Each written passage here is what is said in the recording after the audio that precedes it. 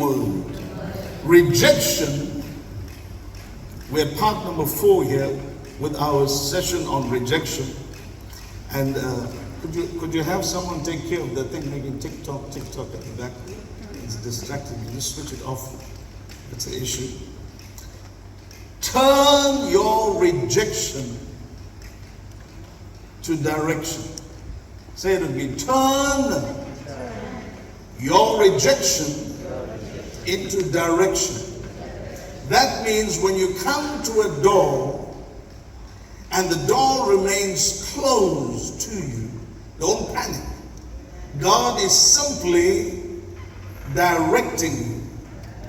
The doors that are closed, the people that say no to you, the people that reject you are actually being used by God to direct your life.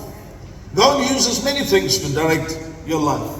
The primary thing He will use is His Word. Amen. He'll use His Word to direct you.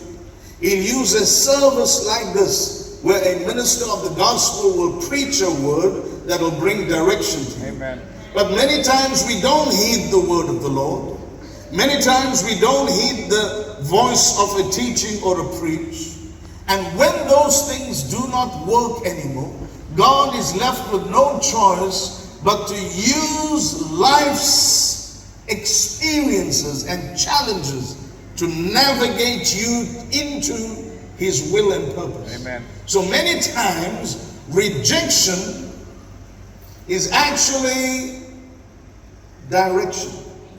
Say it with me. Many times, rejection is God's way of directing you.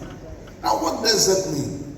Well, many years ago, there's a young lady, a married mother, that wrote a novel directed for children, a children's novel.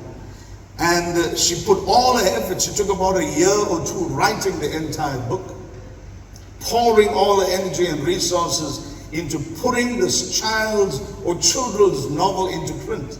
Finally, when she printed it, she took it to the first publisher and said, listen, this is a children's novel, I want to publish it. They read the novel, they went through it and said, are you serious? And they sent her a letter simply saying, I'm so sorry, we are unable to publish this book. We do not think it will be a successful children's novel. So she was rejected. She didn't lose hope. She took it to the second person. The second publishing house rejected it. She was devastated.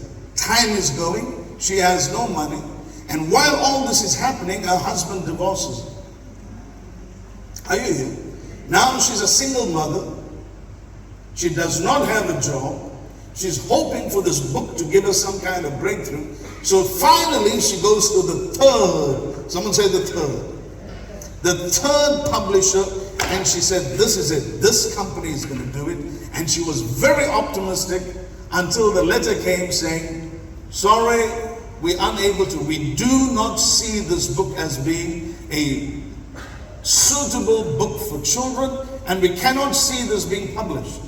She goes to the 4th, 5th, 6th, 7th, 8th, 9th, 10th published. By now she's weary. She's given up. She's now experiencing severe emotional depression. She's at her wit's end. Her family thinks she's a joke. People that were around her that read the book said, is this a joke? This book, this doesn't make any sense. The storyline doesn't make any sense. Finally, she goes to the 11th publisher and she's rejected.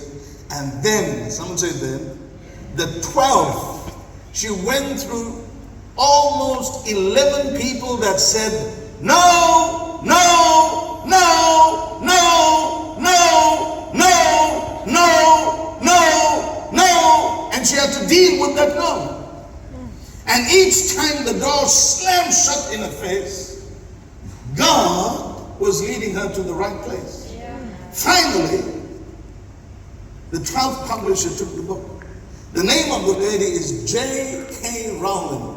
Anyone heard of J.K. Rowling? J.K. Rowling is the author of the Harry Potter series.